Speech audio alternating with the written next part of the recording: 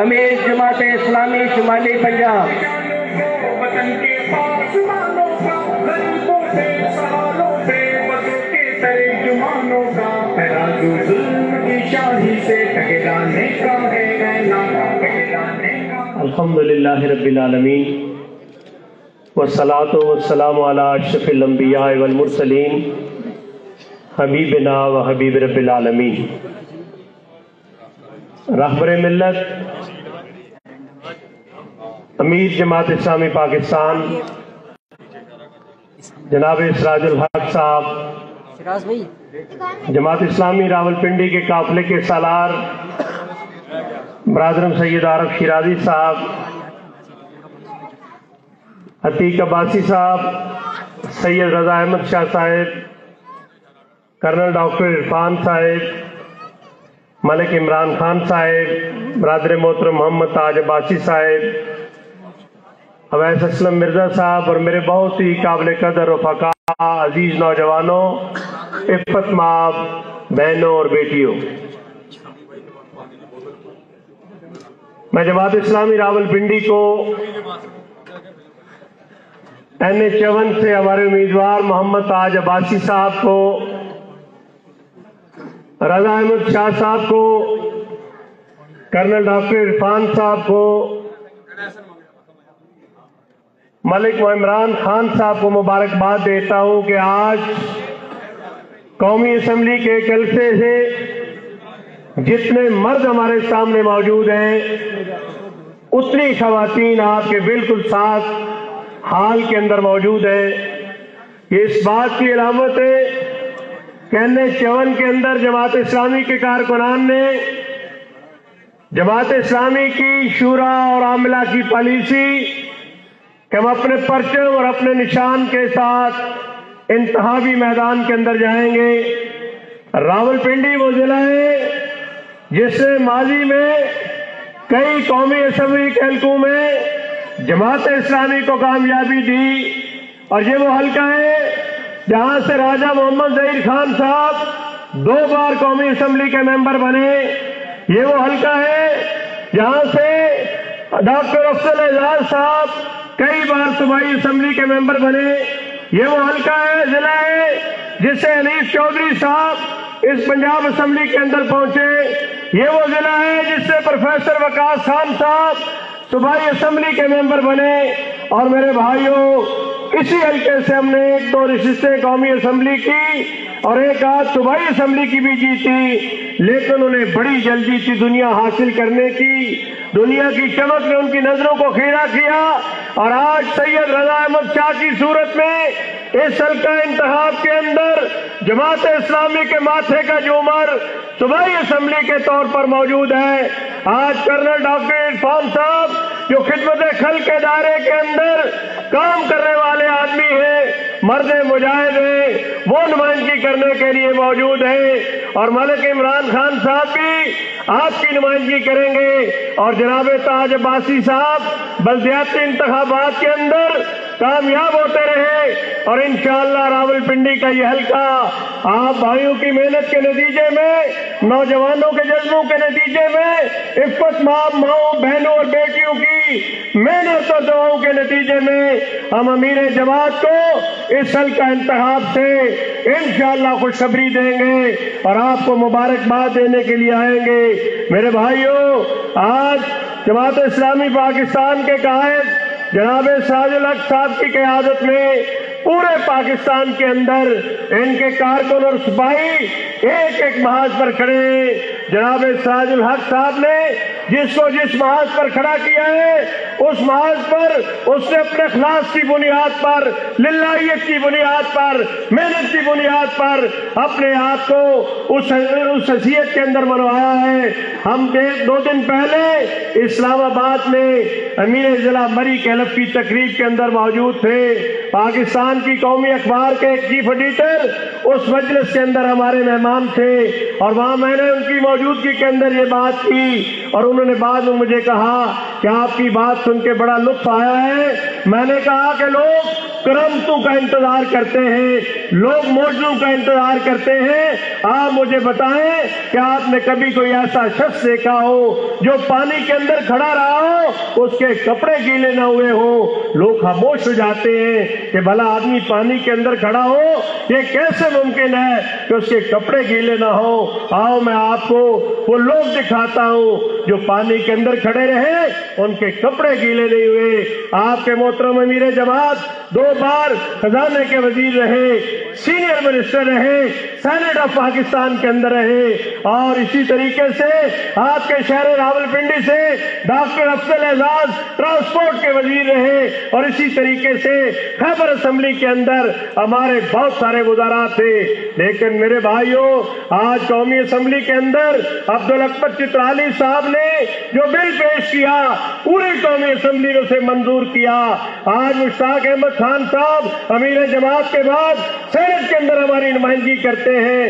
Sindh assembly کے اندر سید عبدالرشید کھڑے ہوتے ہیں, خیبر اسمبلی کے اندر عنایت اللہ خان اور سراج الدین کھڑے ہوتے ہیں. آپ مجھے اپنے دل پہ ہاتھ رکھ کے بتائیں, جب سراج اللہ کا کوئی سپاہی قومی اسمبلی میں کھڑا ہو, سراج اللہ کا سپاہی سندھ اسمبلی کے اندر کھڑا ہو, سراج اللہ کا سپاہی خیبر اسمبلی کے اندر کھڑا ہو, جب وہ بات کرتا ہے تو پھر وہ جو شاعر نے کہا, کبھی کبھی تو یہ منظر دکھائی دیتا ہے, اکیلا شخص ہی لشکر دکھائی دیتا ہے. ابھی آپ کراچی کی کامیابی کی بات کر رہے تھے, میں آپ کو یاد دلاؤں, ہمارے ایک سندھ میں پیپلز پارٹی کے ایک وزیر تھے, سعید غنی ان کا نام ہے. چند دن پہلے وہ چیخ کر یہ بات کہہ رہے تھے کہ شہر کراچی میں جماعت اسلامی کو اتنا بڑا مینڈیٹ کیسے ملا ہے. اور پھر مجھے کسی نے کہا کہ سوشل میڈیا پر آپ اس کو جواب دیں. پھر میں نے سوشل میڈیا پر کہا کہ سعید غنی صاحب, جب آپ پیدا نہیں ہوئے تھے, آپ کے منہ میں فیڈر اور چوسنی دینے کی بات میں نہیں کرتا, فیڈر اور چوسنی اس کے منہ میں دی جاتی ہے جو پیدا ہو چکا ہو, جو ماں کی گود کے اندر ہو. سعید غنی تم جب پیدا نہیں ہوئے تھے, کراچی کے 1958 کے انتخاب کا رزلٹ ذرا نکالو. 1958 کے بلدیاتی انتخابات پہلے انتخاب تھے, جماعت اسلامی نے 23 نشستوں پر اپنے امیدوار کھڑے کیے. 19 نشستوں پر جماعت اسلامی کامیاب ہو کر 1958 میں کراچی کی سب سے بڑی پارٹی بنی. پھر جماعت اسلامی کے اس مینڈیٹ کو قبول نہ کیا گیا, سٹی کونسل نہیں بننے دی گئی. پاکستان کا دارالخلافہ کراچی تھا, وہ دارالخلافہ اس لیے منتقل کیا کہ دارالخلافے کے اندر جماعت اسلامی بھاری اکثریت سے کامیاب ہو گئی ہے. دارالخلافہ کراچی آیا تھا. پھر اسی شہر کراچی میں اب تو ستار افغانی 2 بار میئر بنے, اور میں اس وقت اردو کالج کراچی کا ناظم تھا جب افغانی صاحب پہلی بار میئر بنے تھے. پھر اسی شہر کراچی کے اندر نعمت اللہ خان کراچی کی میٹروپولیٹن کے نازم اعلیٰ رہے, اور آج حافظ نعیم الرحمان کی صورت کے اندر 5ویں بار کراچی کے لوگوں نے جماعت اسلامی کے سر پر کراچی کے اقتدار کی پگ پہنائی ہے. لیکن میرے بھائیوں, یہ سفر جو خیبر پختونخوا کے اندر بھی ہم نے کامیابی کی صورت کے اندر کیا تھا, یہ سفر جو پنجاب کے شہروں کے اندر بھی جماعت اسلامی کے نشان پر اور جماعت اسلامی کے لوگ کامیاب ہوتے رہے. عام لوگ تاثر یہ دیتے ہیں کہ شاید پنجاب کے اندر جماعت اسلامی کامیاب نہیں ہوئی. میں آج ذرا تاریخ کو دہرانا چاہتا ہوں, لوگوں کا حادثہ ٹھیک کرنا چاہتا ہوں, اور میں بتانا چاہتا ہوں کہ اسی شہر راولپنڈی سے, اس ضلع راولپنڈی سے ہمارے 2 بار قومی اسمبلی کے ممبر منتخب ہوئے. اسی طریقے سے راجہ ظہیر صاحب چودھری نذیر احمد شیخو پورہ سے قومی اسمبلی کے ممبر بنے. لیاقت بلوچ, ڈاکٹر فرید احمد پراچا, حافظ سلمان, میاں محمد عثمان شہر لاہور سے قومی اسمبلی کے ممبر بنے. اور اسی طریقے سے جماعت اسلامی نے پنجاب اسمبلی کے اندر بڑی کامیابیاں حاصل کی, ٹیکسلا سے لے کر لاہور تک, لاہور سے لے کر باولپور تک, باولپور سے لے کر سیالکوٹ تک. لیکن میرے بھائی اور میرے بہنوں, یہ راولپنڈی جماعت اسلامی کی کامیابیوں کے لیے نقطہ آغاز بن سکتا ہے۔ جو ٹھنڈی ہوا کراچی سے آئی ہے، جو ٹھنڈی ہوائیں خیبر پختونخوا سے آتی تھیں، انشاءاللہ ہم اپنے امیر جماعت کو اس بات کا یقین دلاتے ہیں کہ ہم اسلام آباد میں بھی جیتے تھے، ہم پنڈی کے اندر بھی جیتے تھے، ہم ٹیکسلا کے اندر بھی جیتے تھے، اور ہم نے راولپنڈی کے اندر بھی کئی بار کامیابیاں حاصل کی۔ انشاءاللہ جماعت اسلامی کا کارکن اپنے پرچم پر، اپنے نشان پر، آپ کی قیادت پر متحد ہے، اور آپ کے سارے سپاہی جس صوبے کے اندر بھی ہیں، چاہے وہ شمالی پنجاب میں ڈاکٹر طارق سلیم ہو، چاہے وہ وسطی پنجاب میں جاوید قصوری ہو، چاہے وہ جنوبی پنجاب میں راؤ محمد ظفر ہو، چاہے وہ صوبہ سندھ کے اندر محمد حسین مینتی ہو، چاہے وہ بلوچستان کے اندر ہاشمی صاحب ہو، اور اسی طریقے سے پروفیسر محمد ابراہیم خان صاحب، وہ بھی سینیٹ آف پاکستان کے رکن رہے۔ اس لیے میرے بھائیوں، ہم نے اپنے پرچم پر، اپنے نشان پر، ترازو کے نشان پر آگے بڑھنا ہے، اور اس ملک کی کرپٹ اشرافیہ کو اقتدار کے ایوانوں سے باہر نکالنا ہے۔ آپ کی دعوت کا نقطہ یہ ہے کہ ہم نے اس ملک کے اندر خدا کے باغی لوگوں سے، ملحد اور بے دین لوگوں سے زمام اقتدار چھین کر اللہ کے نیک اور صالح بندوں کو بٹھانا ہے۔ آج میں اپنی بات ختم کر رہا ہوں۔ جماعت اسلامی کے لیے جتنی آسان بات آج کہنا ہو گیا ہے، اتنا شاید کبھی نہیں تھا۔ وہ پی ٹی آئی جو اسٹیبلشمنٹ کے گملوں میں آئی تھی، اسی طریقے سے واپس جا رہی ہے۔ 13 جماعتوں کا اتحاد پی ڈی ایم بری طرح ناکام ہوا ہے۔ میں پرویز الہی کے شہر سے تعلق رکھتا ہوں، اور اسی قومی اسمبلی کے حلقہ انتخاب سے جماعت اسلامی کا امیدوار ہوں۔ پچھلے دنوں ہم نے پروگرام کیا، میں نے کہا کہ وزیر اعلیٰ صاحب 2 بار آپ کی وزارت اعلیٰ اور 1 بار چودھری شجاعت کی وزارت عظمیٰ شہر گجرات کو کھنڈرات کے اندر، اسرے کے کلچر کے اندر، لوٹ گھسوٹ کے اندر، اور لوگوں کو آٹے جیسی چیز کے لیے لائنوں کے اندر کھڑا کر کے جا رہی ہے۔ آپ نے کون سی کامیابی حاصل کی ہے؟ آپ نے کون سی تبدیلی لائی ہے؟ انشاءاللہ تبدیلی اس ملک کا مقدر ہے۔ یہ ملک سرسبز ہوگا، یہ ملک خوشحال ہوگا، یہ ملک اسلامی فلاحی ریاست بنے گا۔ جناب سراج اللہ اس کی قیادت کریں گے، اور ہم سب ان کے سپاہی کے طور پر اپنی جان ہتھیلیوں پر رکھ کر اس انقلاب کے لیے اپنا وقت دیں گے، اپنے وسائل خرچ کریں گے، اپنا پسینہ بہائیں گے، اور اگر ضرورت پڑی تو اس انقلاب کے لیے ہم اپنی جانوں کے نذرانے پیش کریں گے۔ انشاءاللہ یہ مقدر ہو چکا ہے۔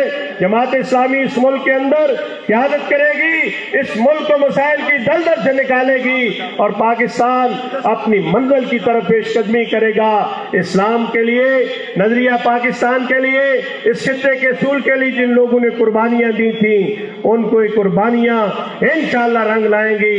آج ان شہداء سے بھی ہم وعدہ کرتے ہیں جو قیام پاکستان کی جدوجہد کے اندر جنہوں نے جانوں کا نذرانہ پیش کیا، اور ان کا خون پکار پکار کر آج اسلامیہ نے پاکستان سے پوچھ رہا ہے، ہمارا خون بھی شامل ہے تزین گلستہ میں، ہمیں بھی یاد کر لینا چمن میں جب بہار آئے۔ میں آپ سے ایک درخواست کروں گا کہ جماعت اسلامی کا حسن یہ اس کے پروگرام خوبصورت ہوتے ہیں، منظم بھی ہوتے ہیں۔ یہ جتنے لوگ کھڑے ہیں نا، یہ اگر میری بات مان لیں، یہ اسٹیج کے اوپر آ کے آلتی پالتی مار کے بیٹھے، کوئی بندہ کھڑا نظر نہ آئے سوائے اس کے کہ اس کے بیٹھنے کی کوئی جگہ نہ تھا، کہ امیر جماعت جب آئیں تو پورے منظم سے باوقار انداز سے، کوئی آدمی نہ چلے نہ اپنی سیٹ سے ہلے، جس نے ہلنا ہے سیٹ سے وہ بھی ہل جائے۔ 1 آدھ منٹ میں امیر جماعت آئیں گے، یہاں آ کے بیٹھتے نیچے بیٹھے، کھڑے نہ رہے لوگ، جلدی چند بڑے آلتی پالتی ماریں گے، باقی سب بیٹھ جائے۔ آپ کہتے ہیں میں بھی آپ کے ساتھ آتا ہوں،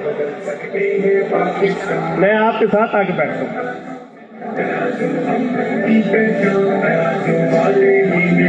بدل سکتے ہیں پاکستان کی دھرتی ہے، شہیدوں کی یہ قائد کی امانت ہے، اسے ظالم کو دے دینا امانت سے خیانت ہے، اسے مسند نشی کر دو۔ اس سے پہلے کہ میں امیر جماعت اسلامی پاکستان کو دعوت دوں، میں گزارش کروں گا محمد رمضان عباسی صاحب جو 27 سے، جو کہ اپنی پوری برادری کے ساتھ، اس کے علاوہ محمد ندیم عباسی صاحب جو 22 سے،